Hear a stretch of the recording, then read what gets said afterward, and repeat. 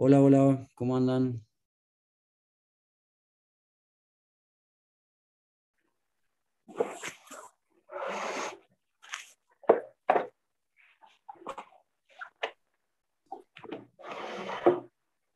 Apaguen micrófonos, porfa.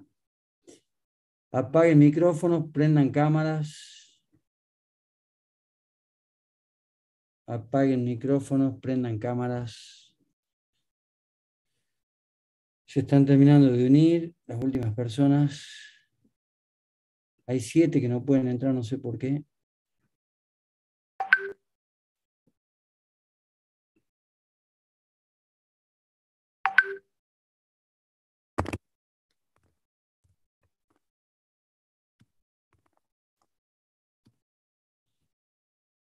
Bueno, ¿cómo andan? Claro, sin micrófono no me van a decir cómo andan. Listo. Chicos, espera que ultimando detalles técnicos. Escuchen, buenas tardes, estoy de viaje, dicen. No sé si pudieron ver los videos.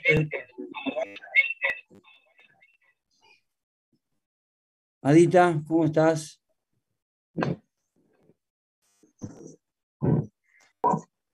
Hola, Acá. Adita. Hola, Pedro. Pasando de entrar video.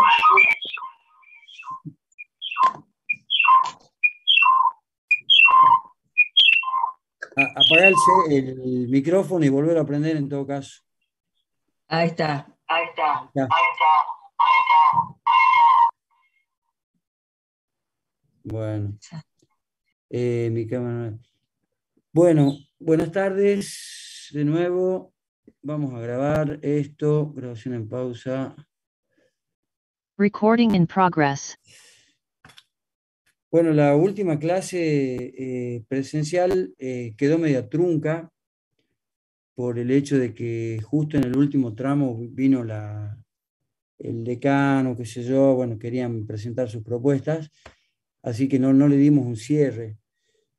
Con lo cual, ayer mandé 4 videos, no sé si los pudieron ver, después lo ven los que no pudieron verlo, pero en principio la idea mía sería terminar, digamos, la bolilla 3. Espera que la estoy buscando. Terminar la bolilla 3. Bueno, no sé, les habilito en realidad a ustedes 5 minutos para ver si tienen alguna pregunta, si les surgió alguna cosa de lo visto hasta acá. Hoy queremos entrar medio muy fuerte con el tema de verificación de créditos. Estamos muy focalizados en el parcial. No sentimos que ustedes todavía estén leyendo. No creo que se hayan armado discusiones todavía en los grupos. Así que hoy quisiera avanzar con el tema de verificación de créditos, pero antes de eso les quiero escucharlo a 2 o 3 de ustedes que me hagan alguna devolución de los que escucharon el video o de alguno que tenga alguna duda respecto de lo dado en las unidades 1, 2 y 3. Me piden la palabra, si no tengo que pedirles yo a ustedes, ¿puede ser? ¿Quién arranca? Pedro, Marcos Montenegro dice que vio los videos pero que estaban cortados. ¿Sí? Ah, puede ser que por eso lo han podido mandar, Matías, porque yo cuando lo quise mandar me recortó. Por eso, viste que demoré. Y entonces se mandó solamente la primera parte, los 4 videos no debe servir para nada. Ya vamos a ver cómo lo... Déjame que lo chequee de nuevo. No, seguro estoy porque yo los quise mandar solo, te los quise mandar a vos y a la controla Almella y no pude porque WhatsApp solo me lo acorta, creo que 1 minuto y medio, 2. Así que por Ah, eso bueno. debe ser que, por eso te había pedido a vos, el Fabri, a ver si le podían hacer algo, pero bueno, lo vemos después en técnica, a ver cómo, capaz que lo Dice que metemos en duran YouTube. 1 minuto 30. Claro, es lo que WhatsApp te permite, es lo que WhatsApp te permite. Bueno, de todas maneras, ¿alguien tiene alguna consulta respecto a lo que estuvimos viendo hasta ahora? Estamos todos medio apichullos con el tema del clima. Está más lindo para estar en la cama que para estar escuchando Derecho Concursal, para estar participando, pero no nos queda otra alternativa. Así que no sé, ¿alguien tiene alguna duda respecto a lo que estuvimos viendo hasta ahora?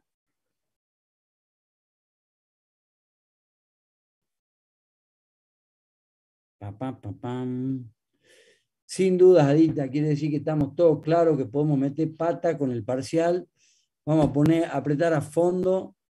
Estamos viendo que los alumnos están filosos, así que vamos a tener que meter un buen parcial.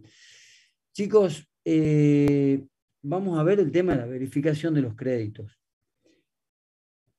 Siempre decimos que este es un tema crucial. Este es uno de los temas candentes de toda la materia. Vos cuando hablas de derecho concursal visto desde la perspectiva de la sindicatura, tenés como 2 institutos que son los pilares de toda la materia, que es la verificación de los créditos y el régimen de privilegios. Del régimen de privilegios, capaz que algo llegamos a decir ahora, pero lo estudiamos en profundidad en la parte de quiebra. En cambio, verificación de créditos, si bien lo estudiamos en las dos partes, el régimen es muy parecido tanto en el concurso preventivo como en la quiebra, por eso hay 2 bolillas que se dedican prácticamente a lo mismo, y es el otro de los pilares fundamentales de la materia, toda vez que es la razón de ser de un síndico contador público en un concurso preventivo. Déjenme que busque una cosita. Acá estoy. Bueno, vamos a hacer una especie, ya que ustedes no me preguntan, pero yo igual voy a hacer una especie de unidad 1, unidad 2, tienen que saber bien la cesación de pagos, concepto, la teoría materialista, la intermedia y la amplia para el parcial. Bien, o sea, subrayen cesación de pagos, concepto y teorías. De la unidad 1. De la unidad 2, algo que no pudimos todavía decir, ahora solamente enunciamos, que si bien cualquier sujeto de derecho privado que no sean ni financieras ni compañías de seguros pueden solicitar la formación de su concurso preventivo, hay 2 cuestiones que hay que atender. Si es una persona física o una persona humana, como dice el nuevo código, no hay problema. Se presenta a esa persona acreditando su personería, su personería, o sea, quién es esa persona, y solicita la formación de su concurso preventivo. Pedro Sánchez solicita la formación de su concurso preventivo, por ejemplo. Esa presentación, que sí o sí, como está hecha en sede judicial, la tiene que firmar junto con un abogado, todos los escritos judiciales tienen que ir acompañados con firma de abogado, salvo los que tienen que ver con el ejercicio de la sindicatura concursal. Ese escrito de presentación también puede ser hecho, y se da así en la mayoría de los casos, con un poder general para juicios o con un poder especial para juicios. Si es general, tiene que ser con una cláusula especial para solicitar la formación de concurso preventivo y continuar. Tienen que tener esas 2 previsiones el poder. Entonces, si es una persona física o una persona humana, no hay problema porque se presenta ella directamente con una patrocinio letrado o se presenta el abogado o la abogada con el poder respectivo. En cambio, ustedes vean en la bolilla 2 que habla del tema de la representación, ratificación de distintos supuestos. En cambio, si es una sociedad anónima o una sociedad comercial, una persona jurídica, un ente abstracto, un ente ideal, esa persona jurídica tiene que ser representada por el órgano de gobierno. Ustedes saben que en una SA el órgano de gobierno es el directorio, en una SRL, para poner las 2 más clásicas, es la gerencia, es el órgano de gobierno, el que ejecuta todas las acciones cotidianas de la sociedad comercial, y la ley te exige, eso tiene que ver con el punto 2 que dice representación y ratificación, la ley exige, toda vez que la presentación de un concurso preventivo es una antesala de una quiebra, la ley te exige que esa petición, esa expresión de voluntad del ente ideal, representada por el órgano de gobierno, sea ratificada en un plazo de 30 días por el órgano, la presentación es por el órgano administrativo y el órgano de gobierno es el que ratifica. O sea, el directorio o la gerencia es la que solicitan y la reunión de socios o la asamblea de socios es la que ratifica la presentación de concurso. ¿Por qué insisto? Porque si el concurso fracasa, puede terminar en quiebra, con lo cual la ley pide este requisito. O sea que acá estamos completando aspectos de índole estrictamente procesal que tienen que ver con la legitimación activa del sujeto que desea su concurso preventivo, cosa que no dijimos la vez pasada. También, que lo mencionamos muy someramente, que la ley de concurso de quiebra establece cuáles son los jueces competentes. Acuérdense ustedes que nosotros decíamos que todos los jueces tienen jurisdicción, o sea, tienen la capacidad de decir el derecho, pero no todos los jueces tienen competencia para todos los aspectos del derecho. Acuérdense que hablábamos de que el derecho es conflicto y que de algún modo todos los distintos conflictos que están como particionados en todo el Poder Judicial de todo el país para que los jueces puedan organizarse y resolver los conflictos por distintas razones. Entonces vos tenés competencia en razón del grado, en razón de la materia, en razón del territorio, no los queremos marear mucho con eso, pero sí quédense con esta idea gruesa. Nuestra ley de concursos determina que la competencia para que se resuelvan los concursos preventivos y las quiebras son los jueces ordinarios. Esto obedece a una clasificación muy genérica, que vos tenés jueces federales, jueces nacionales, que resuelven aspectos muy puntuales, vinculados con la cuestión federal, por llamarlo de algún modo, aunque sea tautológico lo que digo, y los jueces con competencia ordinaria, que son los jueces de cada provincia. Bueno, nuestra ley argentina dice que los jueces que atienden los concursos preventivos y las quiebras son los jueces ordinarios. Primera recontra definición. O sea que acá en Salta vos tenés un juzgado federal, que es el que está en la calle España, y tenés un juzgado ordinario, que es el que está al frente de nuestra casa de estudio, que es el Poder Judicial de la provincia de Salta. Bueno, los concursos se presentan en la ciudad de Salta en ese organismo, que son los jueces con competencia ordinaria. En Salta, a su vez, vos tenés, Salta Capital, tenés jueces que se dividen en la materia laboral, administrativa, penal, civil y comercial, y también tenemos jueces especiales en concursos y quiebras, en sociedades también, son los mismos jueces. Eso es una particularidad que no la tienen todas las provincias, la tienen pocas provincias, y que tiene sus pros y sus contras, pero no importa, no estamos evaluando ahora eso, sino simplemente que ustedes estén informados de que en Salta Capital hay jueces especiales en concurso preventivo en quiebra, son 2 juzgados, el de primera instancia y el de segunda instancia, a cargo de Victoria Ambrosini, a cargo de Pablo Muñoz del otro, y ahí donde ustedes van a ejercer su función sindical el día de mañana. Luego, una vez que tenemos definida que es competencia ordinaria, que se da en la ciudad de Salta y por razón de la materia, la ley, y acá viene la dificultad para ustedes, te establece en el artículo 3 la competencia en razón del territorio. Bueno, quiere decir esto que vos no podés presentar un concurso en cualquier lugar del país. Vos tenés que presentar de acuerdo a reglas que establece el artículo 3 y que yo te digo por ahora 2 muy básicas, porque el artículo 3 es muy complejo, tampoco vamos a poner tanto énfasis en eso en los parciales, pero para que ustedes tengan una idea, las sociedades regularmente constituidas, el domicilio, el juez competente para atender el concurso de esa sociedad regularmente constituida es el que figura en el estatuto social. Si la sociedad se inscribe en Salta, entonces el juez va a tener competencia territorial cuando la sociedad está inscripta o tiene domicilio en Salta. Luego, para las personas físicas y para las personas no regularmente constituidas, tómense esto como una regla muy, muy básica, se establece como competencia el lugar del establecimiento más importante.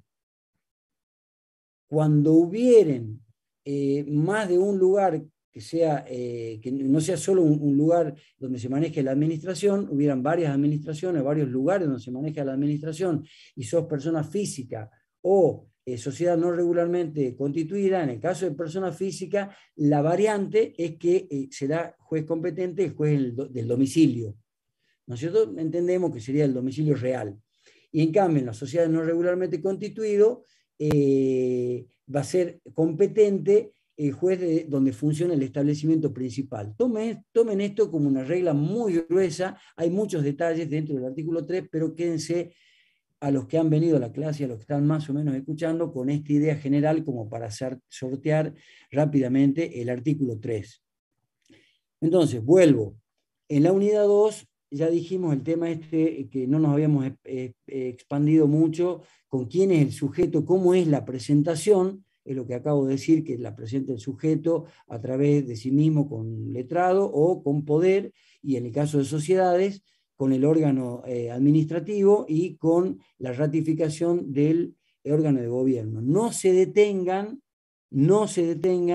en los otros casos de representación y ratificación de herederos y de sujetos domiciliados en el exterior, porque no vamos a tocar ese tema en los exámenes parciales y en general tampoco lo estamos abordando mucho, ni siquiera en los exámenes finales. Dicho esto, ahí sí nos quedamos con lo de la última clase, que vos tenés que tener en claro de la unidad 2 la petición de la apertura en concurso preventivo, y ahí sí vamos a ser muy finos en las preguntas. Queremos que ustedes entiendan que ustedes son contadores ya prácticamente y que toda la documentación que respalda el artículo 11 son documentos que elabora directa o indirectamente la parte contable de la empresa, el contador o la contadora, con lo cual en eso sí vamos a ir al detalle.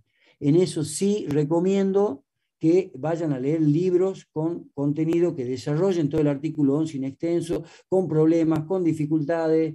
¿Qué pasa si no lo certifican del Consejo Profesional? ¿Qué pasa si no emite el dictamen el contador público? ¿Qué pasa si en vez de un dictamen hace una simple certificación? ¿Cuál es la diferencia entre dictamen y certificación? O sea, quédense, a los efectos de parcial, deténganse en lo que es la presentación, la petición del concurso preventivo. En cuanto a la resolución de apertura, ustedes fíjense que hay un contenido en el cual ahí se abre primero el inciso 1, que determina quién es el sujeto concursal, ¿no es cierto? Le declara el estatus de concursado a ese deudor, y luego establece como un sistema, como un proyecto de proceso en el cual se designan síndicos, se designan plazos para la verificación de créditos, para la presentación de los informes individuales, del informe general, hasta incluso, ya no se usa tanto en las resoluciones judiciales actuales, hasta incluso te prevé la posibilidad de que se fije ya el periodo de exclusividad o la audiencia informativa que está vinculada al periodo de exclusividad. Hoy por hoy, los jueces están haciendo simplemente la apertura, sacan cuáles son los datos del expediente para que los acreedores se presenten a verificar sus créditos y luego fijan algunas fechas mínimas que son las de verificación de crédito, la presentación de los libros, la presentación del dinero para el depósito de dinero para gasto de correspondencia. Estos tres incisos, creo que el 4, el 5 y el 8 del inciso 11, son muy importantes porque el incumplimiento de alguno de estos tres incisos implica el desistimiento, que es el último punto de la bolilla, el desistimiento tácito o el desistimiento sanción del concurso preventivo. Bueno, de ese artículo 14 de la resolución de apertura, más allá de que ustedes tienen que tener una idea general del contenido, a lo que nosotros nos vamos a detener también con mucha profundidad, con mucho detenimiento, es en los incisos 11 y 12 del artículo 14, que están referidos a los informes sindicales. Acá ya tenemos los primeros informes que empieza a elaborar la sindicatura concursal y que es la razón de ser de un contador en el marco de un proceso o procedimiento judicial concursal. Estos dos informes, hay uno que tiene una mayor relevancia, que es el informe laboral. Ustedes, no lo dije en clase, pero si ya lo leyeron, fíjense que el inciso 8 del artículo 11 establece que el concursado deberá presentar una lista de acreedores laborales, ¿no es cierto? Y de deuda laboral, ¿verdad? La deuda laboral puede provenir de salarios, puede provenir de indemnizaciones o de cualquier otro. Básicamente son esas dos las que normalmente se producen. Entonces, el concursado tiene la obligación de denunciar cuáles son los créditos laborales conforme inciso 8 del artículo 11. Pero no solamente tiene obligación de denunciar, sino que además se acompaña, ese informe está acompañado con una certificación, no dictamen, del inciso 3 y el 5, sino con una certificación de contador público en el cual indica que esos son los acreedores laborales que surgen de la documentación contable de la empresa. O sea que ahí ya tenemos una primera presentación del problema laboral. Cuando se abre la sentencia, la resolución de apertura, se produce otro informe, que es el informe laboral. Ya no es el deudor quien voluntariamente, quien unilateralmente denuncia la deuda, sino que es un órgano imparcial, como es la sindicatura concursal, que en base a la documentación contable de la concursada, tiene un plazo, escuchen, de 10 días desde que asume el cargo, para elaborar su propio informe de deuda laboral. Entonces él tiene que recabar rápidamente, apenas asume la función del síndico, pide los libros, sobre todo los libros laborales de la empresa, y ahí hace su propio informe sobre la documentación que le es puesta a la vista. Ahí va a surgir, ya tenemos dos elementos, el denunciado por el deudor y el denunciado por la sindicatura. Sobre esa base, por eso este es el informe laboral, sobre esa base el juez dicta una resolución de pronto pago. Dicta una resolución diciendo a estos acreedores que surgen inmediatamente de la documentación contable de la empresa, no le hace falta solicitar verificación de créditos. Estos acreedores ya tienen verificado el crédito de oficio. Y ya vamos a ver qué pasa a los que no están incluidos en esta lista, porque ese es un tema de materia de hoy. Ese de la bolilla anterior, informes laborales hechos por la sindicatura, qué plazos tiene, qué obligaciones tiene, sobre qué libros, sobre qué documentación contable se elabora, y qué finalidad tiene ese informe, que ya les estoy diciendo que está vinculado con el artículo 16, que es el pronto pago. Y luego hay otro informe también, que es un informe muy controvertido, si se quiere, que está referido en el artículo 14, inciso 12, que habla sobre la evolución de la empresa. Es como una visión, es muy tedioso ese inciso, se le pide mucho a la sindicatura y se le paga poco, esa es la verdad, porque se le pide que haga un informe mensual del estado de evolución de la empresa. O sea, todos los meses el síndico tiene que estar detrás del concursado para que el concursado le provea de información de actividades postconcursales destinados sobre todo a detectar si hay fondos líquidos disponibles. ¿Por qué esto? Por los créditos laborales. Porque ya vamos a ver con el 16, con el artículo 16, que los prontos pagos se pagan con fondos líquidos disponibles. Entonces, para saber si hay fondos líquidos disponibles, obviamente el concursado va a decir que nunca tiene fondos líquidos disponibles, se le pone en cabeza de la sindicatura la elaboración de este informe para que diga si hay dinero, si hay fondos líquidos disponibles que puedan ser aplicados a la cuestión laboral, a los créditos laborales, a los prontos pagos de origen laboral.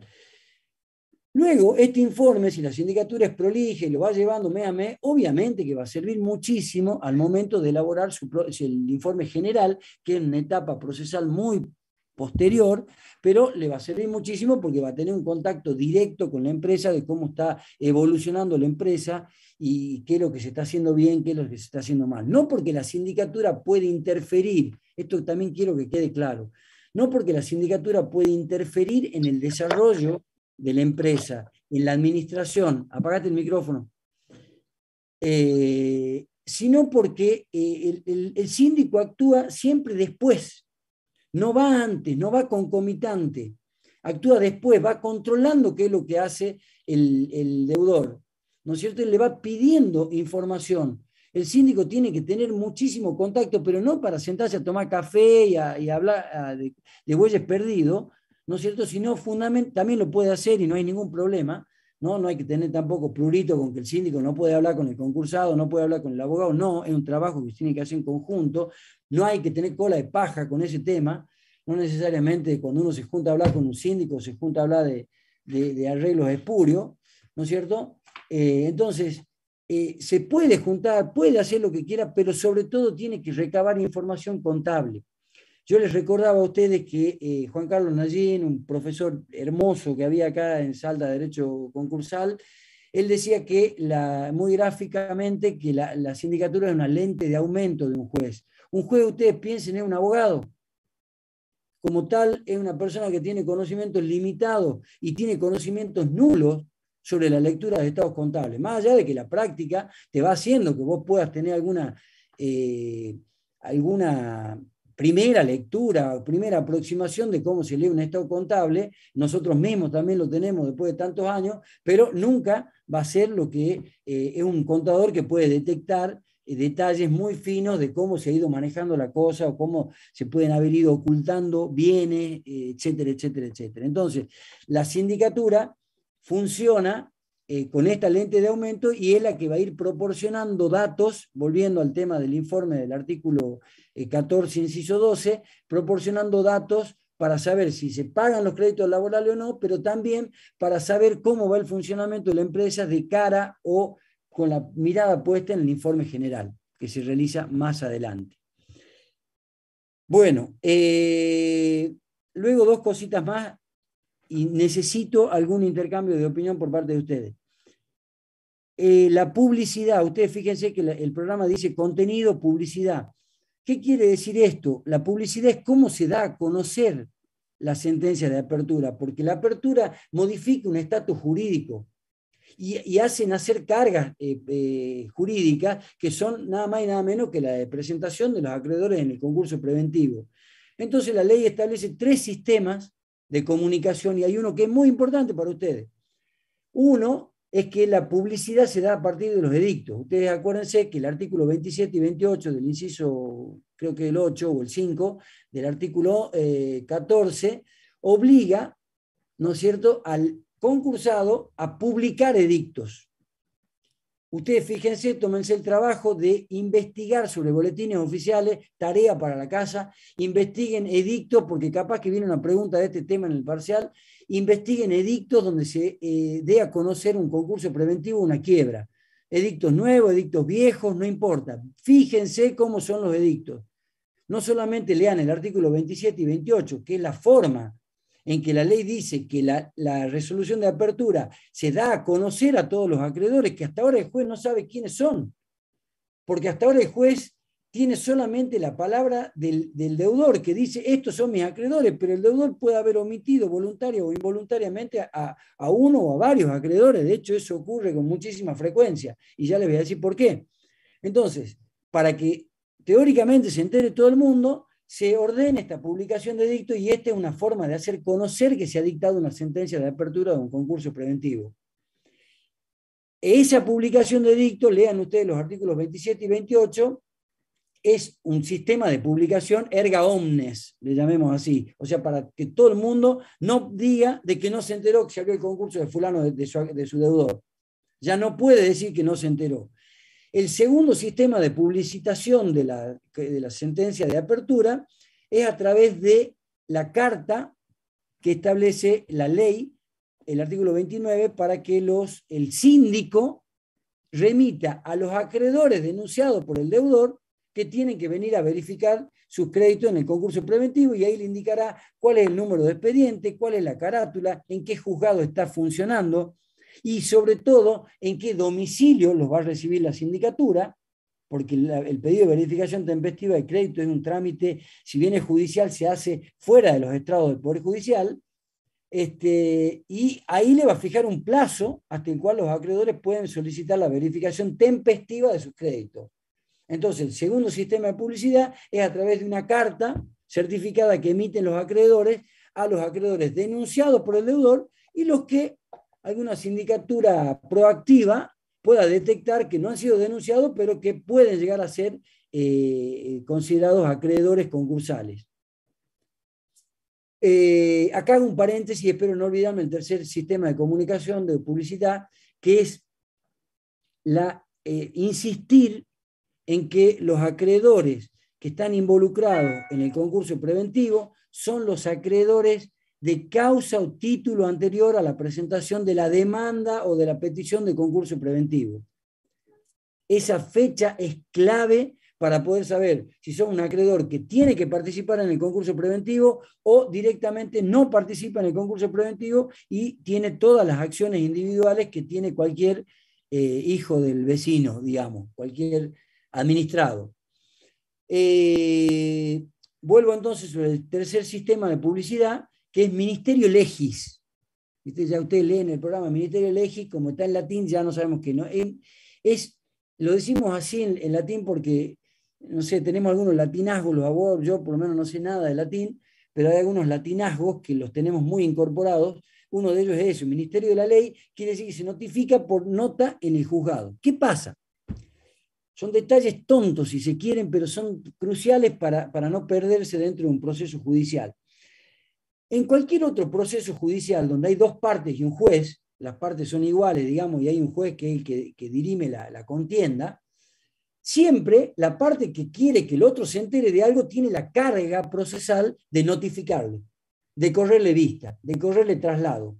Y le dice, che, mirá, tenés que contestar esta vista. Che, mirá, te corre el plazo para que presentes nueva prueba. ¿Por qué? Porque en la no presentación o el no ejercicio de ese derecho procesal dentro de ese plazo hace caer ese derecho, ¿no es cierto?, dentro del proceso judicial. Entonces las notificaciones son por cédula, que es el otro sistema de comunicación que tenemos todos los abogados en todos los procesos. Notificación personal o por cédula, la van a leer en un montón de libros. ¿Qué quiere decir esto? Personal, vos vas al juzgado, pedí el expediente, ahora más complicado porque ahora es todo virtual, pedí el expediente y estás notificado a partir de que te muestran el expediente. Hoy, si vos estás presentado en un expediente, a partir de que sale la resolución judicial X, vos estás notificado por nota. Entonces, estás notificado en esta notificación que es por nota. Me enredé un poquito porque hay dos notificaciones. Una notificación que se hace por nota y una notificación que se hace personal o por cédula. Dejémosla esta de lado, nos concentremos en la notificación por nota. La notificación por nota significa que, producida que fuera una resolución, automáticamente se entiende notificada con la publicidad de esa resolución. Como ahora es todo virtual, chicos, ustedes van a ser síndicos, espero que haya muchos síndicos el día de mañana, que salgan de acá, ustedes van a ser síndicos y los expedientes ya van a ser virtuales 100%. O sea, hoy ya no hay papeles. Hoy vos solamente presentás un papel si es que el juzgado te pide que vos exhibas un papel. Y vos vas, lo mostrás, qué sé yo, pero si no, todo es virtual en este momento. Entonces, la notificación Ministerio Legis significa que resuelta que fuera una resolución, sale y todos los acreedores, todos los interesados, deudor y síndicos están notificados por Ministerio de la Ley, por orden de la ley, llámenle una cosa así. En el plazo, a partir del día siguiente de que fue publicitada esa resolución. Entonces, ¿qué quiero decir con esto? Más allá que no se haya entendido muy bien, pero sí tienen que quedarte con esta idea, que si sos síndico, tenés que estar abriendo todo el tiempo el expediente. Hoy por hoy, los días de notificación por nota son los martes y jueves, si no me equivoco, siguen siendo lo mismo. Todos los martes y jueves vos te tenés que tomar el trabajo de abrir con tu clave el expediente, ¿no es cierto? Y saber si se ha notificado de algo para saber si a vos te está empezando a correr un plazo o no. Ese es el tercer sistema de publicidad, ¿no es cierto?, de la resolución de apertura, que además dura para todo el proceso, el Ministerio de la Ley. Bueno, y finalmente el desistimiento tácito voluntario, que léanlo, no tiene mayor dificultad, pero eso sería una pequeña, un pantallazo de los 3 puntos fuertes que vamos a tomar en el parcial: cesación de pago, el tema de la petición de la apertura, resolución de apertura, lo tienen que empezar a estudiar con bastante profundidad. Y ahora, como para que me dejen preparar un tecito, necesito alguna pregunta, algún comentario, algún agregado, algo que me hagan sentir que están escuchando, que estamos metidos en materia.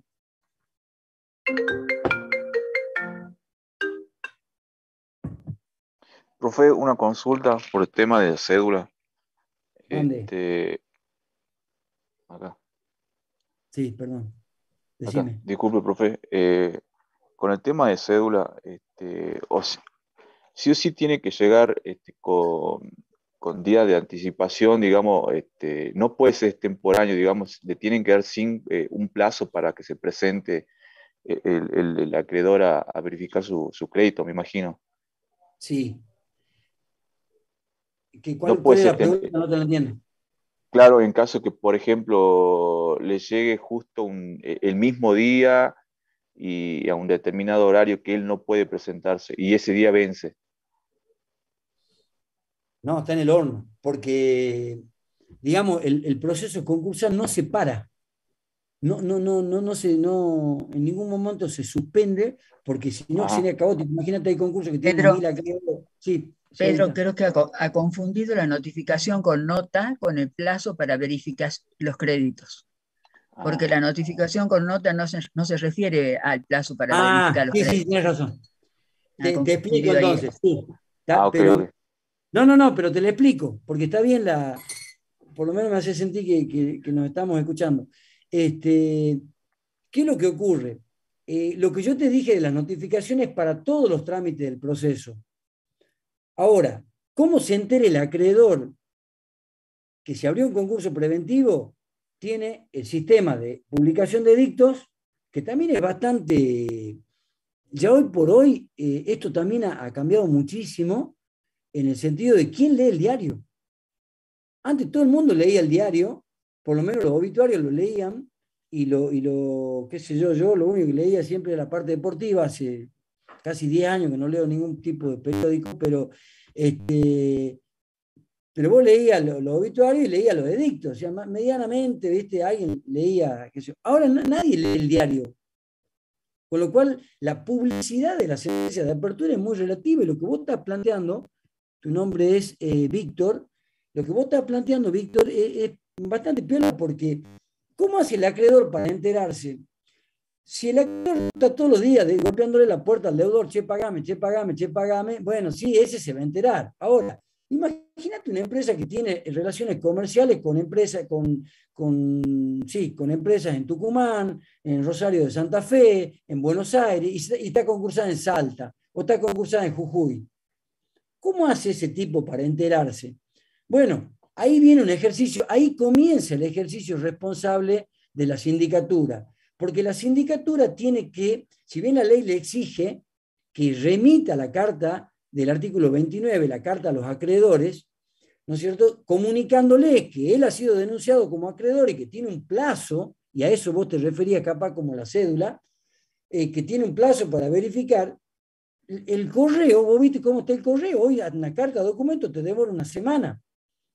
Y los plazos son muy exiguos, sobre todo en esta primera en este primer tramo, para que vos puedas verificar el crédito. Y la sanción es muy grave si no te presentás, ya va a ver cuál es, si no te presentás a verificar tempestivamente. Entonces, acá viene el ejercicio responsable de la sindicatura, en donde lo primero que tiene que hacer es agarrar todos los domicilios, chequear uno por uno y mandarlos, chequearlo con la documentación que tiene el mismo deudor. Los deudores, yo lo digo siempre, y esto no lo digo de mala manera, pero el comerciante es un tipo pícaro. Si el comerciante no es pícaro, no es buen comerciante, no le va a ir bien. ¿Qué quiero decir con esto? Que si el comerciante quiere ocultarte el domicilio, te pone mal el número del domicilio del acreedor, el acreedor ni se entera que vos te concursaste. Y si no se entera, no va a poder y no verifica tempestivamente, ya vamos a ver ahora eso, no va a poder participar en la negociación de la conformación de las mayorías. Y eso tiene una importancia económica tremenda, no participar, que te apliquen, digamos, por homologación o por concordato, que te apliquen las mayorías obtenidas.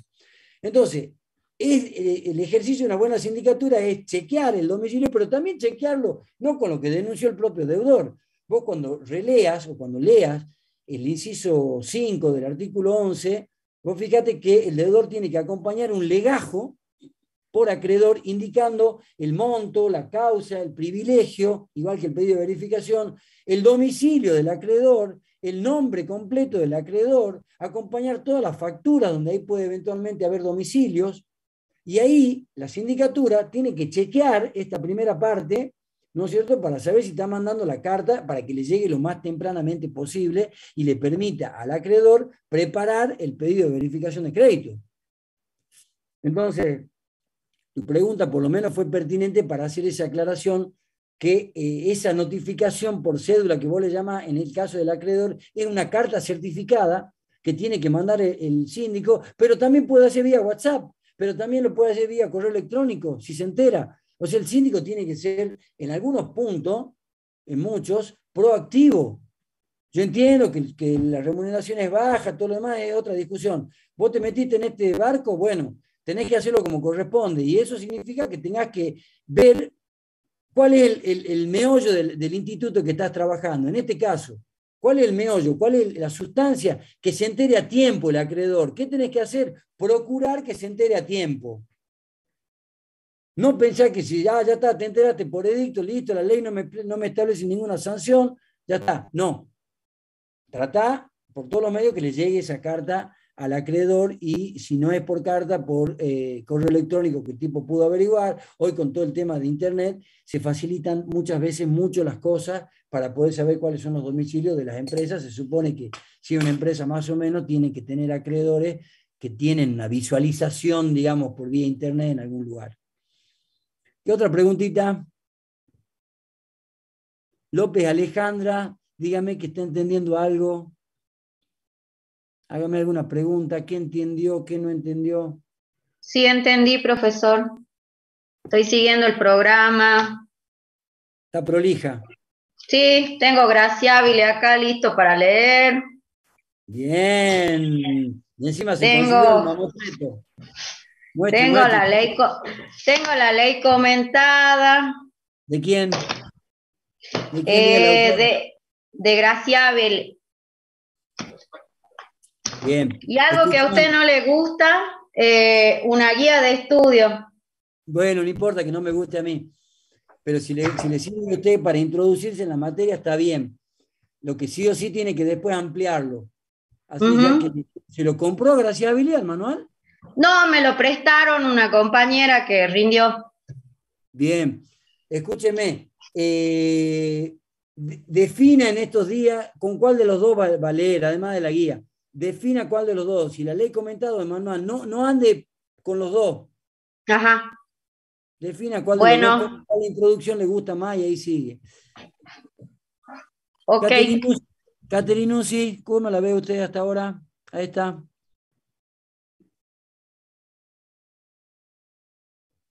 Caterinuzzi, ¿cómo andás? ¿Cómo la ves hasta ahora? ¿Qué impresión tenés? ¿Qué podés aportar? ¿Qué podés decirnos? Bueno, en mi caso me falta lectura, pero sí estoy entendiendo.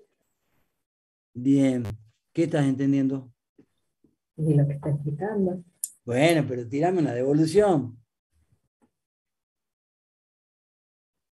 ¿Qué opinás vos? ¿Qué funciones tendrías vos como contadora de una empresa? A ver, tirame algo ahí. ¿Qué funciones crees vos que podría, hasta lo que venimos viendo, qué crees vos que tiene que hacer un contador, no un síndico, para asesorar a una empresa en la presentación del concurso? ¿Qué se te ocurre? No sé.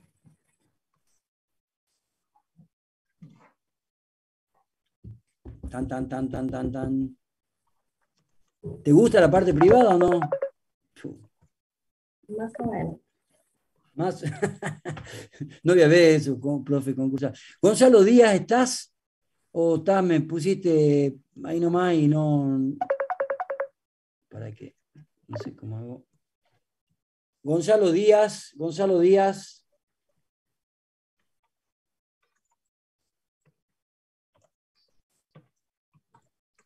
No sé para qué se conectan entonces. Pimentel Mariel.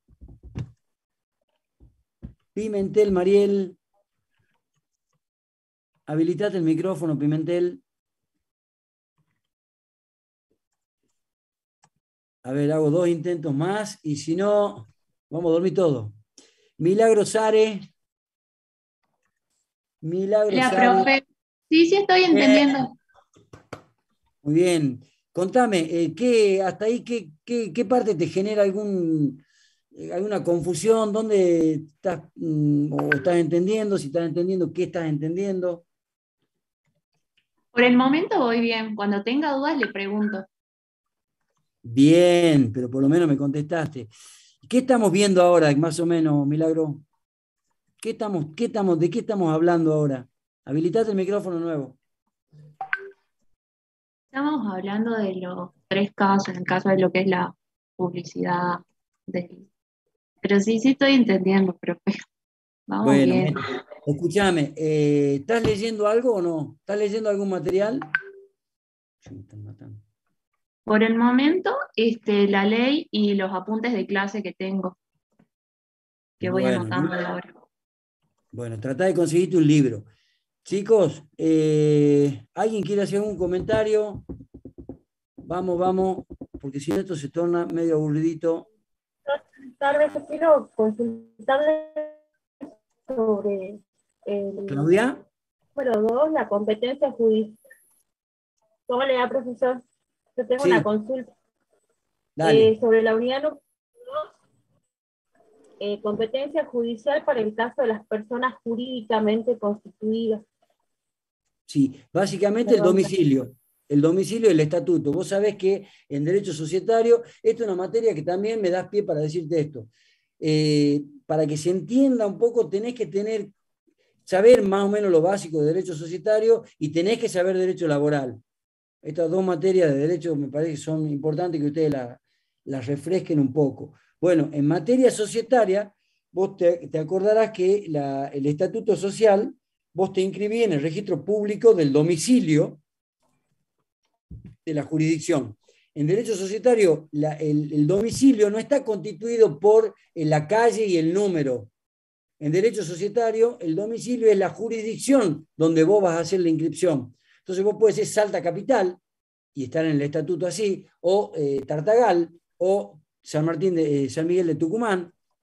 El domicilio es la jurisdicción donde vos como sociedad tenés que inscribir esta sociedad para que tenga entidad jurídica, para que sea un sujeto regularmente constituido y tenga todos los controles del Estado, que no son muchos, pero bueno, que tengan todos los controles de Estado de personería jurídica, etcétera, etcétera. Entonces, la competencia de las sociedades regularmente constituidas es la que figura en el Estatuto Social.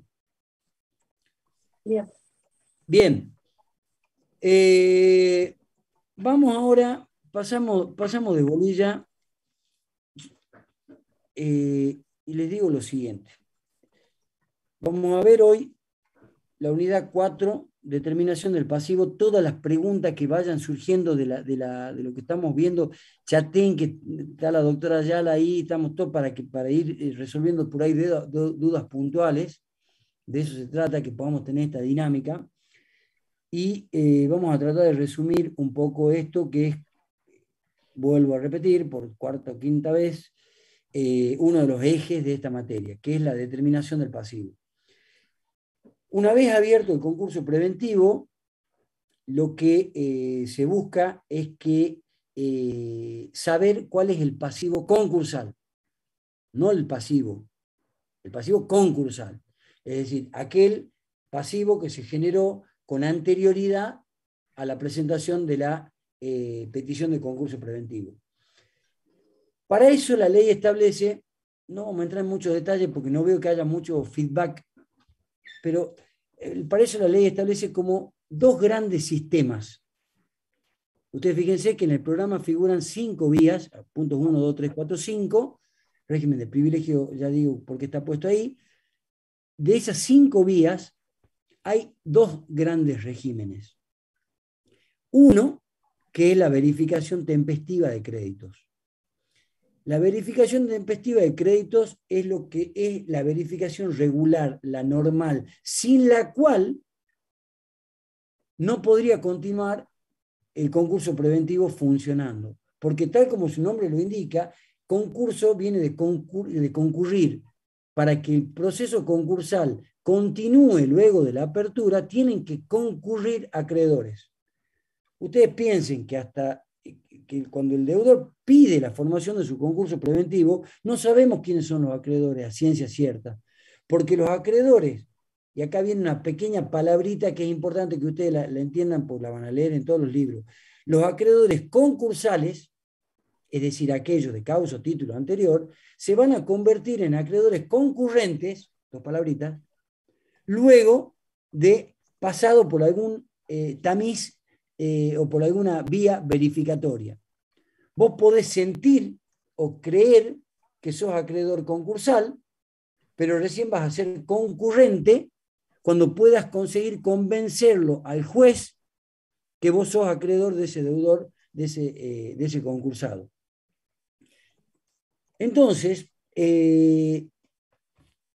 abierto el concurso, se abre la segunda etapa, que es la verificación de créditos, pero si nadie se presenta a verificar, y ojo que esto ocurre, acá la Contora Ornella tiene algunos ejemplos de su participación en concursos chiquititos, donde por ahí a mí me ha tocado presentar un concurso preventivo y que no se te presente ningún acreedor. Si no se te presenta ningún acreedor, no puede continuar el concurso en un modo anormal de conclusión del proceso, pero no puede seguir adelante en las etapas sucesivas. ¿No es cierto? Entonces, la verificación tempestiva no solamente es importante por eso, porque si no hay acreedores en esa etapa, no me importan los acreedores que surjan por continuación del trámite o por pronto pago, sino que además es importante, y esto es lo más saliente, es importante porque los acreedores que piden la verificación de su crédito vía tempestiva y que obtienen la declaración del juez de admisibilidad o de verificabilidad, son quienes participan en las negociaciones que se abrirán en el periodo de exclusividad, en donde ahí el deudor irá haciendo propuestas a los acreedores y le irá diciendo: te hago una quita, te hago una espera, te pago con maquinaria, te pago con acciones sociales de la empresa esta, te pago con obras, te pago con contratos proveyendo servicios, te pago con inmuebles de proyectos inmobiliarios que puedo llegar a desarrollar. O sea, la amplitud para hacer propuestas concordatarias es la legalidad. Se puede ofrecer cualquier cosa que esté en el comercio, ¿no es cierto? Las más comunes son siempre quita y espera. Pero, ¿qué pasa? Solamente participan en la negociación los acreedores que surgen de la resolución del artículo 36. Entonces, para ponerte dos ejemplos, tenés una verificación tempestiva, ahora te digo las características más importantes de esta vía, y versus la verificación tardía, el que verifica tardíamente, es decir, después de vencido el plazo que surge de la resolución de apertura para que los acreedores pidan la verificación de su crédito, el que se presenta, a verificar tardíamente su crédito, tiene que estar a resulta de lo que acuerden el deudor y los acreedores. Él no participa en las negociaciones. Y no participar en las negociaciones, esto no es una cuestión meramente legal, sino una cuestión de orden práctico, ¿no es cierto?, de lo que ocurre en la realidad, que a nosotros nos gusta siempre que ustedes se vayan con una visión de lo que ocurre en la realidad. Participar en una negociación puede ser obtener ventajas que no están necesariamente expresadas en el expediente y que hasta incluso pueden estar prohibidas, como habíamos visto en los videitos estos que han sido truncos, que están prohibidas, que son hacer arreglos con el acreedor por causa de título anterior. Es una actividad que claramente está prohibida, pero participar en la negociación te da esa posibilidad de que vos puedas obtener alguna ventaja para expresar una conformidad, una quita o una espera.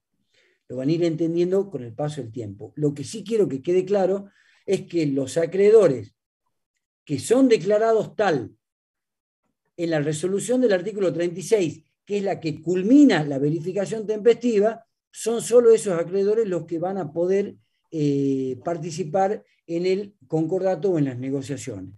Entonces, yo te decía esto, que hay dos grandes sistemas. la verificación tempestiva de crédito y el resto, llamémosle así. En la verificación tempestiva de créditos, que es donde ustedes cobran mayor relevancia, ocurre lo siguiente. Desde el punto de vista operativo, la sindicatura, cuando se hace cargo de cuando acepta la designación de síndico, denuncia un domicilio y denuncia un horario y días de atención al público o a los acreedores, a quienes son pretensos acreedores. Bien, en ese horario pueden ir los acreedores, pueden mandar con un cadete, puede ir cualquiera, con el pedido de verificación. El pedido de verificación es por escrito, se acompaña con copias, en el cual el acreedor tiene que invocar causa, título, tiene que invocar los títulos y tiene que acompañar los títulos e invocar causa, monto y privilegios de sus créditos. De estos tres elementos, todo tiene que estar puesto en el escrito, no es necesario que firme un abogado en este caso, sí que acredite quién es la persona que está solicitando la verificación de su crédito, tiene que acompañar los títulos originales, mostrárselos al síndico o al empleado que puso el síndico para la recepción de los pedidos verificatorios, son muchos. El que recibe del estudio contable el pedido de verificación le pone un sellito a los originales. Esto es una particularidad que si la estudian bien después van a saber bien por qué. Le devuelve al acreedor los originales para ver si el acreedor quiere cobrar ese mismo crédito a algún otro sujeto que está in bonis, o sea que no está concursado, y se queda con copias y forma los legajos de acreedores que ya presentó el deudor en la solicitud de concurso preventivo e incorpora el pedido de verificación en esos legajos, y si el deudor no los denunció, abre un nuevo legajo por pedido verificatorio. Acompaña toda la documentación y tiene que haber un escritito que diga cuál es la causa de la obligación, cuál es el monto de la obligación y cuál es el privilegio. De esos tres elementos, el que genera mayor complejidad y que no lo vamos a desarrollar porque falta alguna lectura por parte de ustedes, es el tema de la causa. La causa es lo que da origen a la operación jurídica, a la relación jurídica entre las partes, que se circunscribe a muy pocas causas en la realidad. Prestación de compra y venta de factura, no de factura, me traicionó el subconsciente, compra y venta de mercadería, se rieron 2 o 3 nada más de lo que dije de la compra y venta de factura. Prestación de servicios, contratos laborales, impuestos adeudados. Son 4 o 5 causas las que se encuentran en el 99% de los concursos, pero hay que explicar por qué es que ese sujeto tiene ese título que quiere que el juez lo declare acreedor. Lo tiene que explicar, tiene que invocar la causa. Y para los que empiecen a estudiar este tema en serio, la palabrita clave que hay que develar es qué significa invocar la causa, si la tiene que probar el acreedor o si la tiene que terminar de acreditar la sindicatura en función del artículo 33. Bueno, la cuestión es, volviendo a lo concreto, recibe el pedido verificatorio, ¿no es cierto?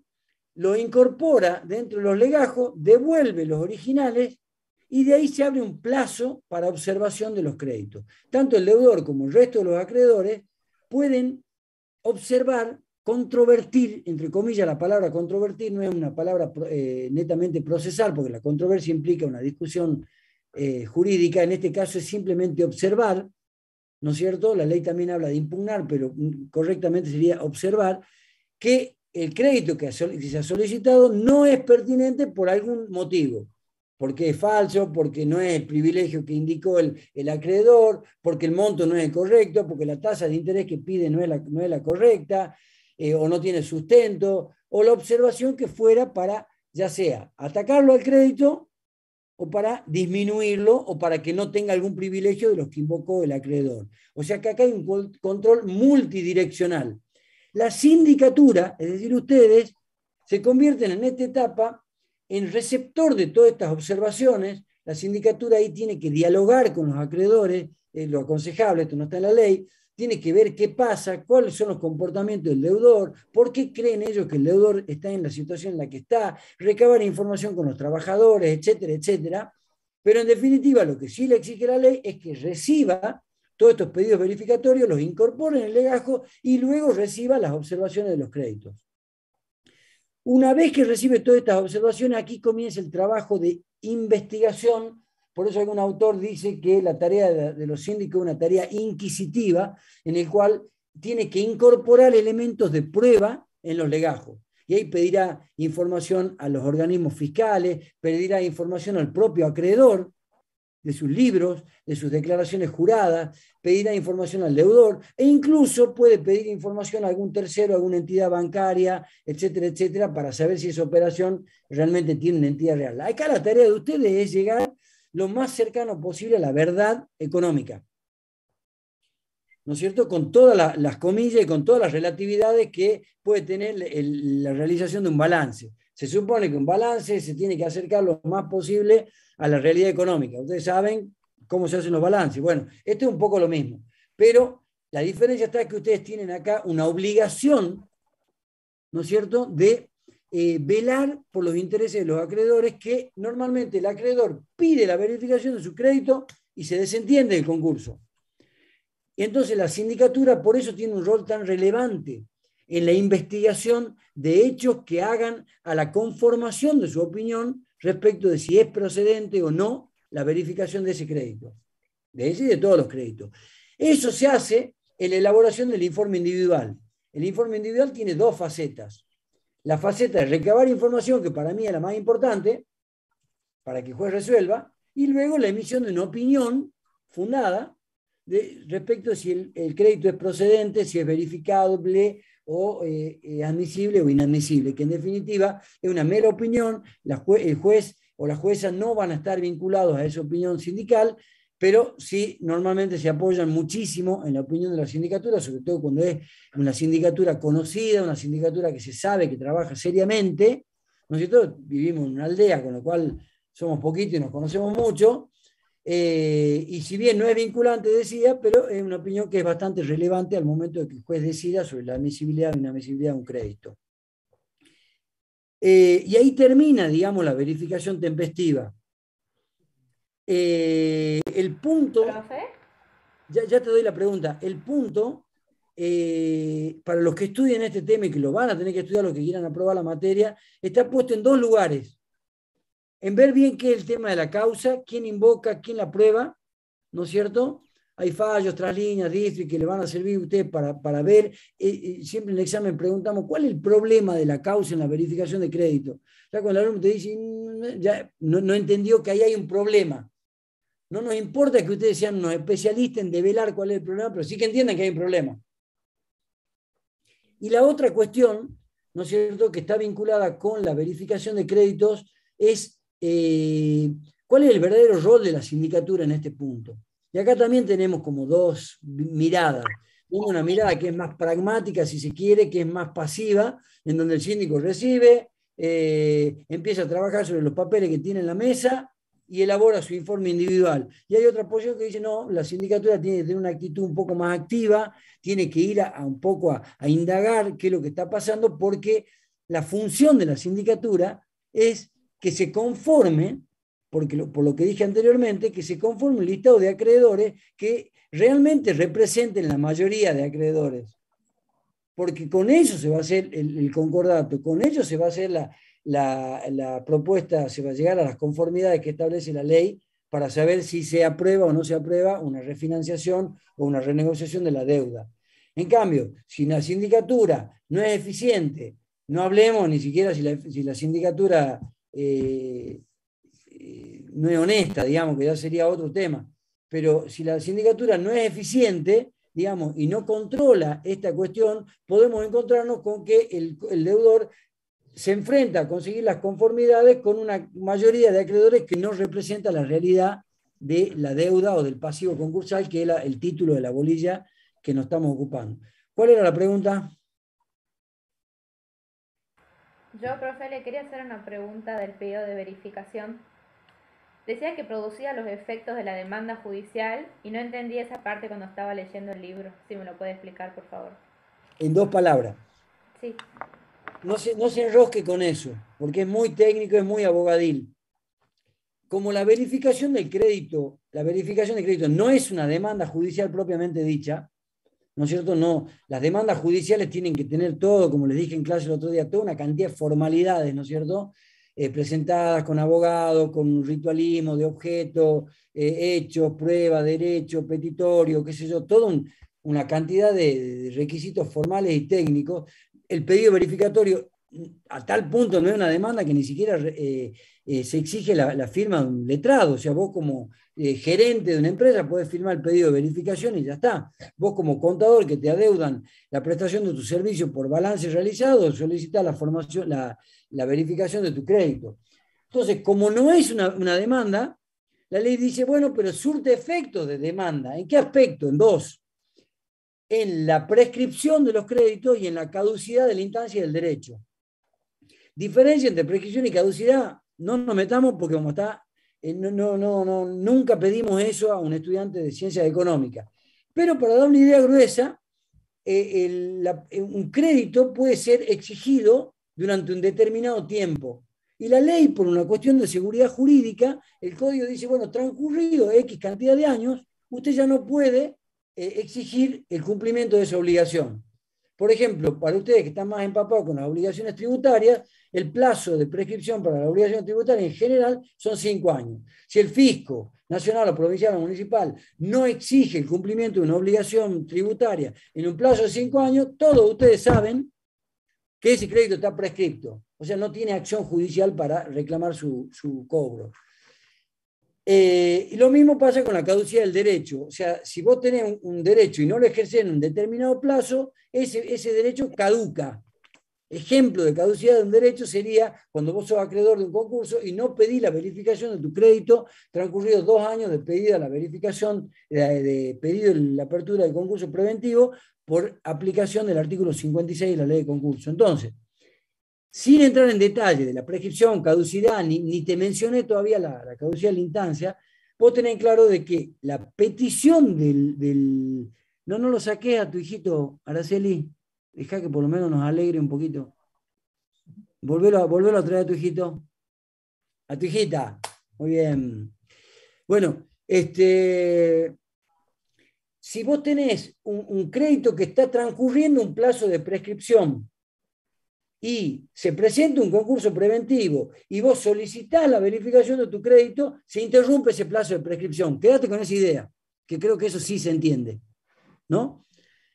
De todas formas, un tema jurídico, nosotros desde hace unos años estamos tratando de no ahondar demasiado en temas jurídicos, está bueno que ustedes tengan una idea general de todo. Dicho lo cual, ¿qué pasa? La verificación tempestiva esta del punto 1 termina, ustedes fíjense en el programa, con la sentencia verificatoria. La sentencia verificatoria puede decir, según el 90% de la doctrina, 3 cosas. Inadmisible el crédito, admisible o verificado el crédito. La que más me entiende y la que más me está escuchando es la hijita o hermanita de Araceli. Estoy feliz por eso. Por eso pedía que no la saque, porque ella me mira, ¿no es cierto? Hijita, profe. Hijita, ¿cómo se llama? Rufina.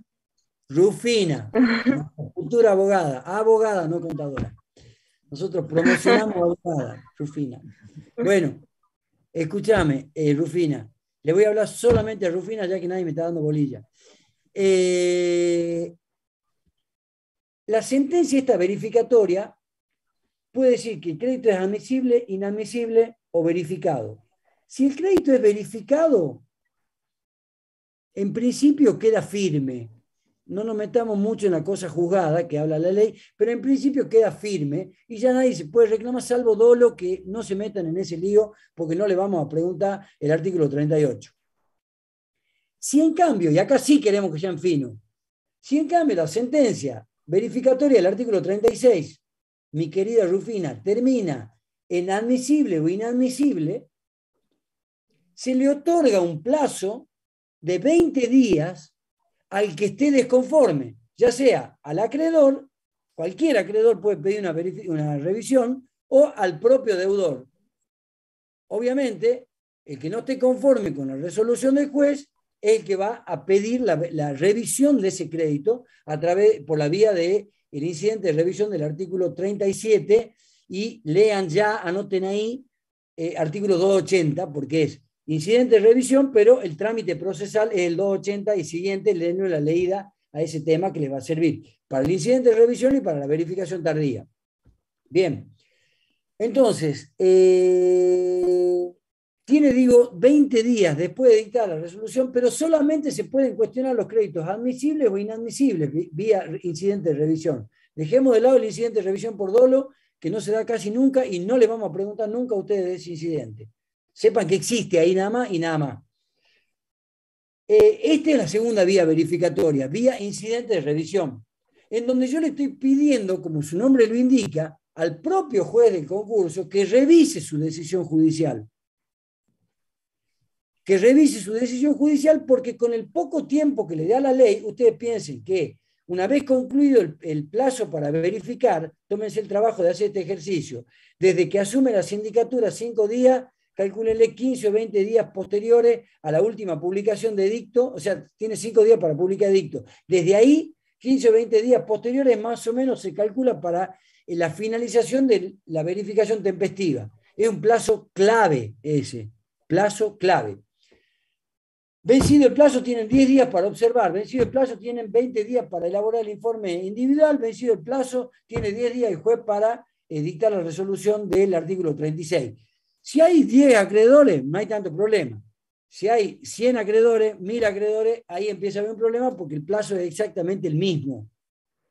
Entonces, como el plazo es exiguo, la ley le permite al acreedor o al deudor pedirle al propio juez del concurso que revise el pedido verificatorio, que revise la decisión de la verificación para ver si lo declara admisible, en el caso que lo haya declarado inadmisible, o para el caso que quiera voltearlo al crédito, para hablar mal y pronto, que lo declare inadmisible cuando fue declarado admisible. Vuelvo al programa. Entonces, ese es el punto 2, la revisión de la sentencia verificatoria. Es incidente, el trámite procesal es incidental, y ahí ustedes tienen que anotar, ahí machetear arriba del programa, artículos 280 y siguiente, ¿no es cierto? Plazo de interposición, 20 días, y nos tienen que decir cómo se garantiza siempre el derecho de defensa. La demanda incidental, contestación de demanda incidental, y como nadie cree en nadie en esta vida, hay que probar, como veíamos en la clase presencial, hay que probar, ¿no es cierto? Porque el actor afirma algo, el demandado niega ese algo, entonces eso se tiene que probar. Se prueba con elementos de prueba. ¿Cuáles son los elementos de prueba? Las documentales, los testigos, los peritos contables, los peritos calígrafos, las pruebas informativas donde uno tiene que mandar un oficio, se llama, pregúntenle a los jefes de trabajo práctico, para que algún organismo responda a alguna situación que a mí me interese de lo que se haya invocado dentro de ese proceso. O sea, empápense medianamente de lo que es un trámite incidental, artículos 280 y siguiente. ¿Cómo es eso de demanda, contestación de demanda, prueba, sentencia? Tienen que tener una idea. No digo que sepan lo que dice el Código de Procedimiento, pero tienen que tener una idea aproximada de eso. Listo, por ahí, mande. ¿Por qué dicen que la resolución del artículo 36 es inapelable? Había visto un comentario. Buenísimo, buenísimo, buenísimo, porque justamente le da a la ley la posibilidad de interponer este incidente de revisión, y me permitís que diga algo, no lo dije, que vos incidentás, pedís al propio juez que revise, por eso se llama incidente de revisión, que revise su sentencia, y si no estás conforme, después de que el juez dicta la resolución de conclusión, digamos, de la que resuelve el incidente de revisión, ahí sí tenés una apelación. Las apelaciones, para que ustedes entiendan lo que nunca han escuchado de la palabra apelación, es la posibilidad que se le da al justiciable, ¿no es cierto?, al que está dentro de un proceso judicial, a que otro juez revise lo que dijo el juez de abajo.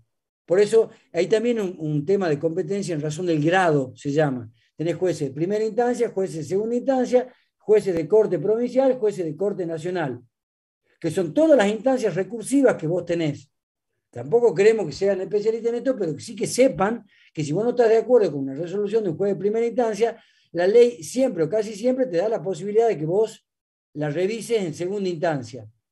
Y si no estás conforme con eso y se ha violado la Constitución Nacional, te da la posibilidad de que vos plantees tu problema ante la juez de corte provincial, y si se ha violado o si vos invocás alguna violación de un derecho constitucional nacional, te da la posibilidad a que vos interpongas un recurso extraordinario ante la Suprema Corte de Justicia de la Nación. Que es todo un lío, que no olvídense de eso. Pero por eso no se le da la apelación, porque te dan la posibilidad de que vos metas un incidente de revisión. Profe, Sí. en caso de los créditos que han sido declarados admisibles, ¿sigue en pie que los acreedores de ellos participen en los acuerdos? Claro. En caso de que se desestime la impugnación o las observaciones que se realizaron a ese crédito. O sea, van por incidente de revisión, ¿no es cierto? Sí, es muy difícil, ya sé a dónde vas, es muy difícil que el incidente de revisión se resuelva antes que concluya el periodo de exclusividad.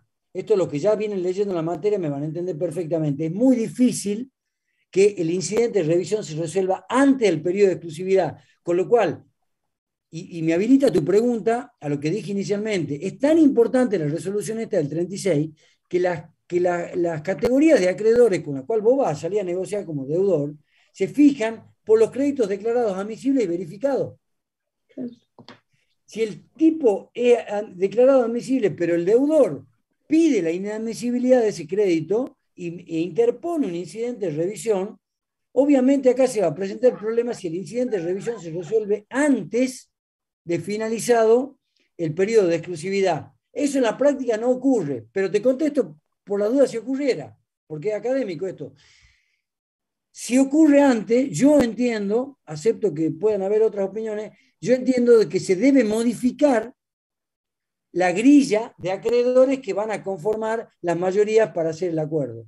Si vos tenés una sentencia con autoridad de cosa juzgada material que ponga fin a la discusión de si sos acreedor o no, y eso modifica la resolución del 36, yo creo que hay que modificarlo. Pero es muy complicado, no te doy una respuesta, Adita ya está mirando como diciendo que no es tan así, yo también creo que no es tan así, pero es muy complicado porque vos como deudor podés haber armado toda una estrategia en base a los acreedores que vos tenés declarados, ahí sí me está dando lo que hay Adita, en base a lo que vos tenés declarado admisible y verificado. Y que yo 2 días antes del vencimiento del periodo de exclusividad te quite uno y te puede o perjudicar y tirarte abajo un concurso, o te puede también, ¿no es cierto?, permitir que vos alcanzás la mayoría porque eres un acreedor no amigo, un acreedor hostil o un acreedor renuente a darte la conformidad. Adita, no sé si vos le querés agregar algo ahí. Sí, ¿no? Lo que podemos decir es que por algo se habla de capital computable a los fines de las mayorías. O sea, ya te está diciendo, este es el capital computable a los fines de las mayorías. Que cobrés o no cobrés después es otra cosa. Clarísimo. Para los que están leyendo se entendió. El capital computable.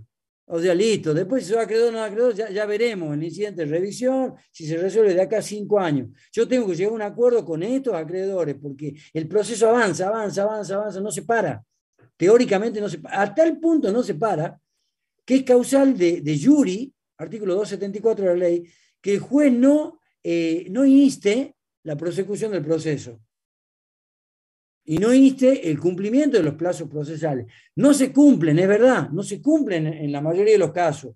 Y a mí, que yo estoy siempre por el deudor, me encanta que no se cumplan, porque tengo suspendido todos los créditos desde la presentación de la demanda. Pero, como acá estamos en un ámbito académico, yo digo, ojo, porque la sindicatura también tiene que movilizarlo al expediente y no ser un factor más de que se quede todo el mundo quieto y de que el expediente quede ahí dormido. La responsabilidad mayor es del juez, pero también el síndico tiene que permanentemente ir acompañándolo al juez y viendo que el expediente vaya avanzando. Pero como tiene mucha celeridad, se ha puesto el énfasis en la ley de concurso, en la celeridad, bueno, se establece esto que puede parecer injusto. Las mayorías se computan con los créditos declarados a domicilio verificados. Chao. Tenés que llegar a las 2/3 partes del capital computable en mayoría de acreedores, de acuerdo a lo que surge de la resolución del 36. Es uno de los supuestos que la ley prioriza el principio de seguridad jurídica frente al de justicia, por ejemplo. Hay casos en que hay que decidir y priorizar uno en función de otorgar la seguridad jurídica, porque es muy difícil armar la estrategia para poder pagar y cómo voy a pagar y para categorizar, y cambiarlo a último momento altera realmente la seguridad. Bien, tiró dos temas que son fundamentales que lo van a tener que ustedes ir viendo, desgranando durante la lectura, que es esta competencia, el principio de celeridad versus seguridad. Son principios que en algún punto se contraponen, y bueno, y ahí hay, como los principios, siempre hay una cuestión de ponderación. Los que sostienen esta idea de que los principios son derechos, con Dworkin a la cabeza, hay que ponderar en qué situación se aplica más la celeridad, en qué situación se aplica más la seguridad jurídica. Es un detalle técnico. Bien, por último. Una pregunta. Sí, hermano. Sí, que lo entendí. O sea que los que son declarados admisibles y verificados y queda firme, esto se tendría que computar con las 2/3 partes del capital y el 50%, más del 50% del total de estos acreedores para la negociación, o sea, para que firme, digamos, esa negociación. Sí, en principio, Pablo, sería eso. Vos pues ya lo estás viendo en la materia, pero eso lo vamos a ver un poquito más adelante, pero en principio sería así como vos lo Bien, planteaste. y otra cuestión, ¿y los que son declarados inadmisibles en ese momento dejan de ser acreedores o la parte que les consideró admisible? Está bien. Vos estás pensando que le declararon inadmisible una parte. Claro, o una parte o el total, digamos. Si esa parte o el total queda inadmisible, deja de existir ese deudor, digamos, esa deuda. Muy buena la pregunta. Muy buena la pregunta. Estás empezando a masticarla la materia. Mirá, esto tiene que ver con algo que ya dijimos ahí muy solapadamente, que se llama, nosotros en Derecho lo vemos mucho y lo estudiamos mucho, que es la cosa juzgada. La cosa juzgada, no te quiero marear, pero para darte una pincelada, es aquella resolución judicial que ya no puede ser revisada en instancias ulteriores. ¿No es cierto? Cuando vos decís cosa juzgada, ¿viste? El mismo criterio que uno lo aplica en la vida diaria, ¿no? Cosa juzgada. Cuando tu mujer te reclama de que vos en el año tanto, y dices, no, eso ya está prescripto, además, ya me enseñaron que es la prescripción, caducó el derecho, es decir, ahí nomás le mandás, aunque no entiendan mucho qué es la caducidad del derecho, pero además ya lo resolvimos, ya está cosa juzgada, ya no volvamos sobre ese tema. Eso con tu mujer no lo vas a poder lograr nunca porque ellas siempre vuelven sobre los temas que nos perjudican, obviamente, que son todos, casi todos. Bueno, la cosa juzgada es eso, cuando hay una resolución judicial que ya no puede ser revisada nuevamente. Para que haya cosa juzgada, acá sí por ahí me voy un poquito más finito, para que haya cosa juzgada tiene que haber una contienda judicial. Tiene que haber, ¿te acuerdas del compañero que pobrecito le habían usurpado la casa, que todos vamos a rezar?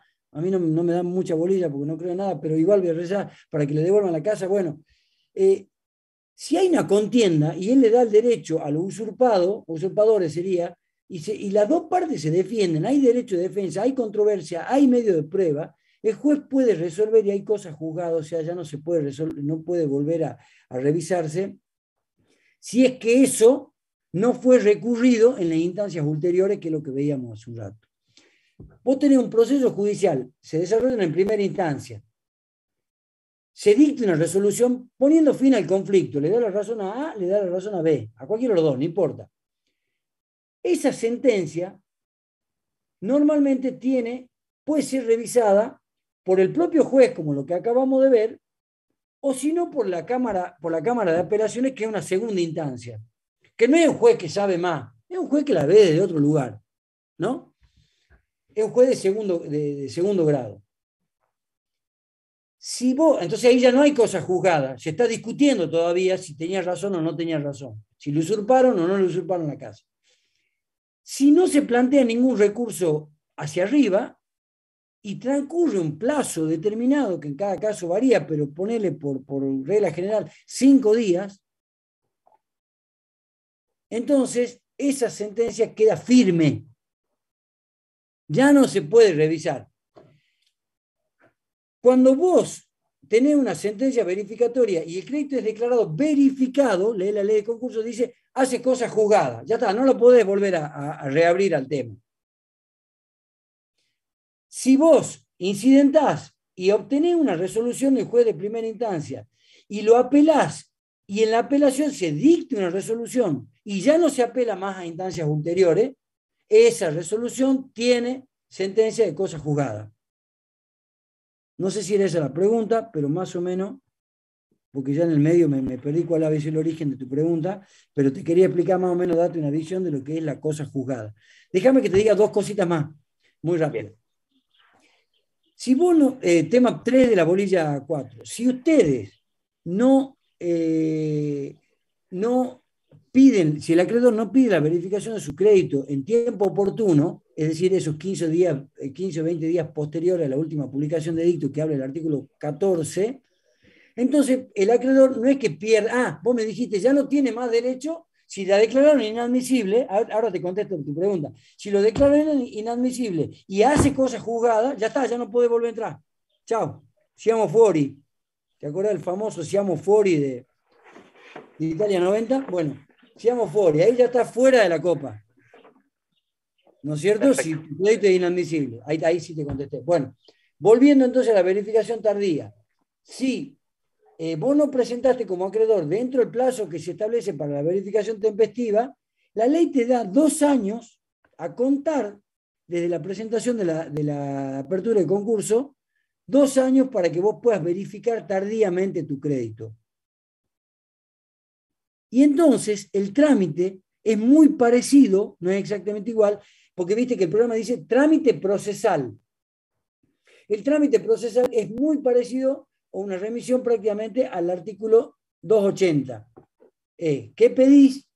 En el pedido verificatorio, que ya es una verdadera demanda, hay una demanda incidental también, ¿no es cierto? Vos tenés y ahí tenés que hacer la distinción.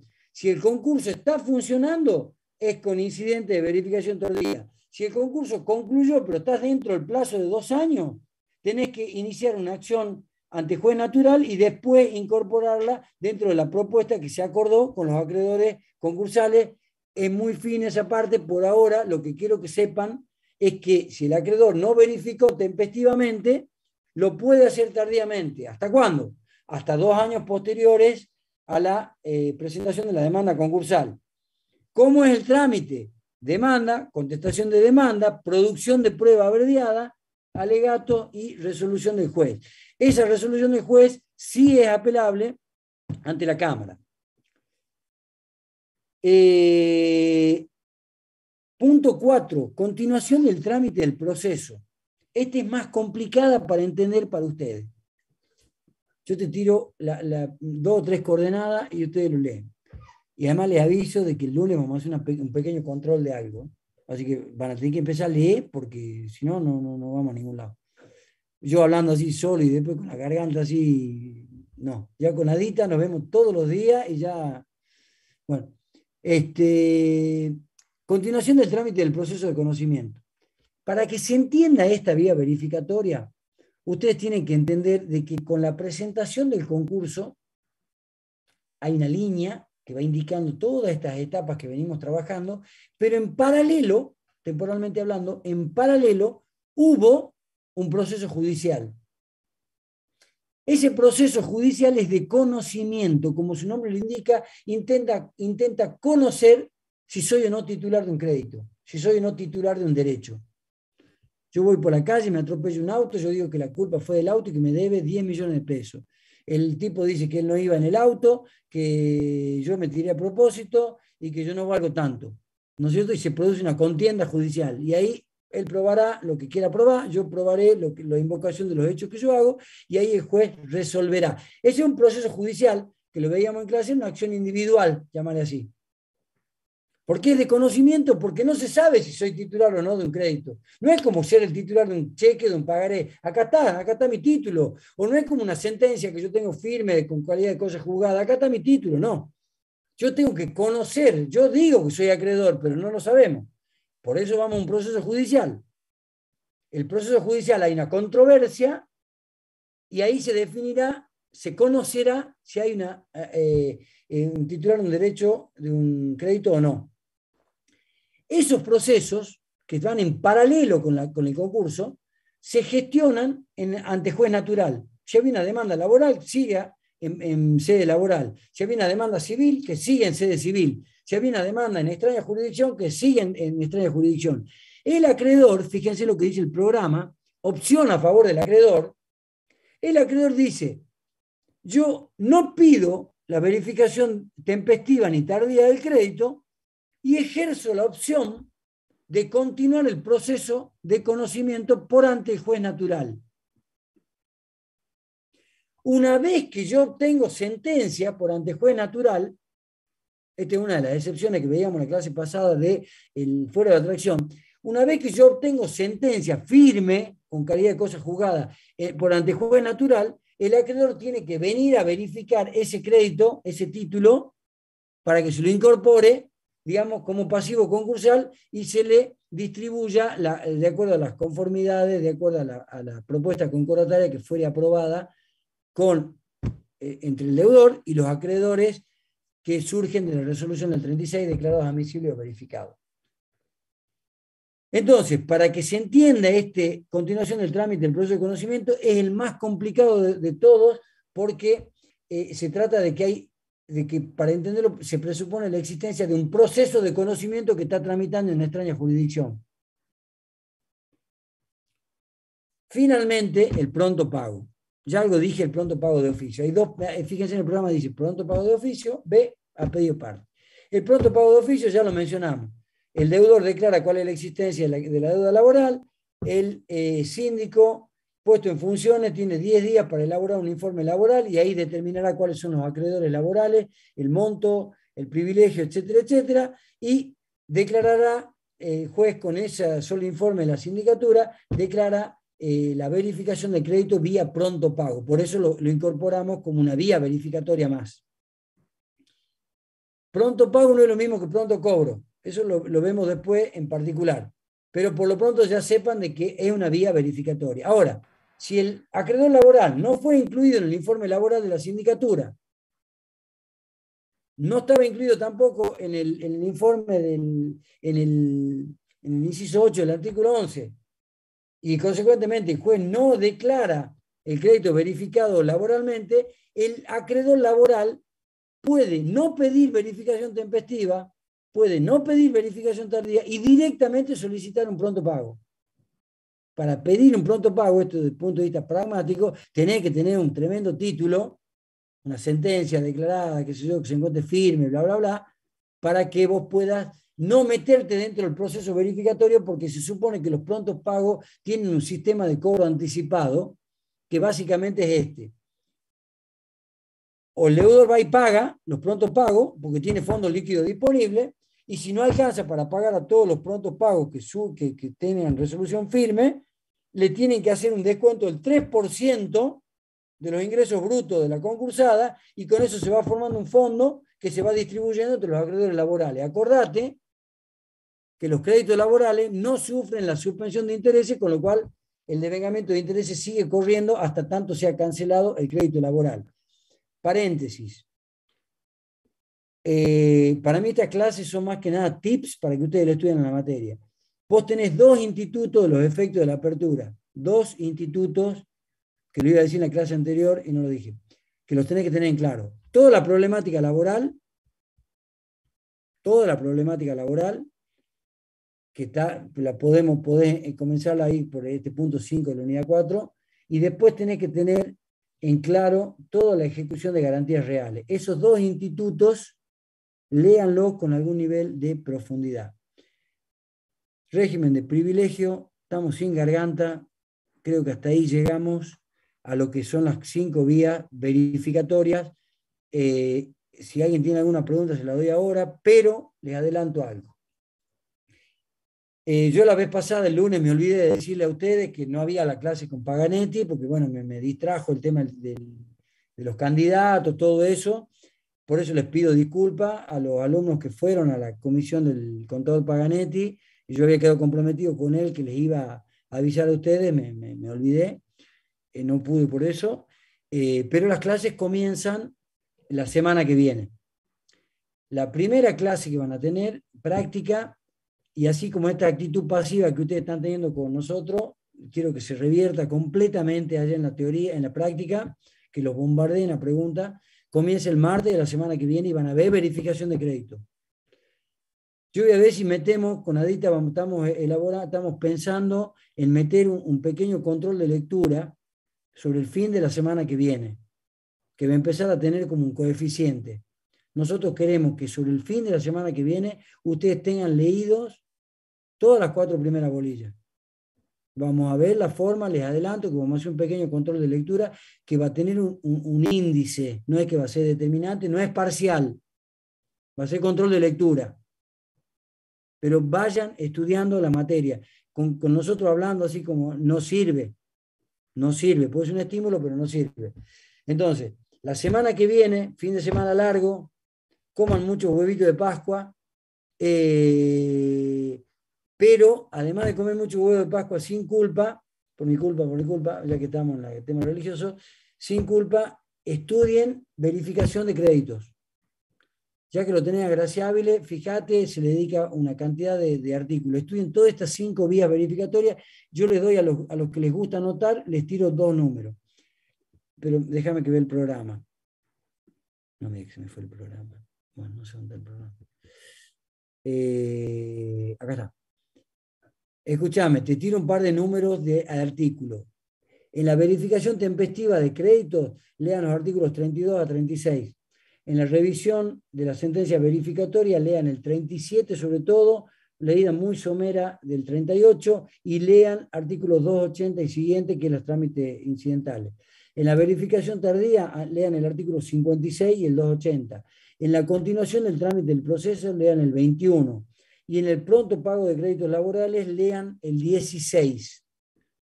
Lean, fíjense de leer alguna doctrina, leer algún libro, leer alguna cuestión, y la semana que viene ustedes dedíquense a tener la mayor cantidad de conocimientos posibles sobre estas vías verificatorias. Bueno, no sé, ¿alguien tiene alguna pregunta?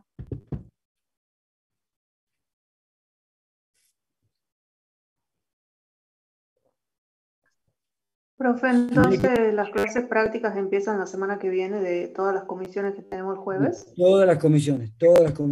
Empiezan el martes, que creo que es la primera, y de ahí el jueves, todas las demás. No sé por qué todo el mundo elige los jueves. ¿Sí? Hemos definido que son 2, en vez del taller que le puse en el cronograma, el taller 1 que se dictaba, no sé si la semana esta que pasó, no sé cómo se conjugaría, preveímos, no sé. Bueno, no pudimos prever este feriado largo, con lo cual se nos cortó el primer taller, pero se van a dictar el primer taller de verificación, que va a ser el segundo que está en el cronograma. El tercer taller que está en el cronograma va a ser de homologación. Ahí ustedes entenderán todo el juego del concurso preventivo. Y hay un tercer taller que cada docente lo va a coordinar con ustedes, que va a ser virtual, y que va a estar enfocado a las necesidades de ustedes. Ahí también ustedes sean un poquito más proactivos como síndicos futuros que van a hacer y vean cuáles son los temas que más les interesan, etcétera, etcétera. Me ocupo de mandar esos videitos para que vean, completemos la unidad 3 de estos 3 efectos importantes que eran la administración, régimen de administración, el foro de atracción y el régimen de intereses. Son los 3 videitos que había colgado el otro día. Ya vamos a ver cómo hacemos para poderlo meter en estos días. Listo, si no hay más preguntas, Adita, cerra vos.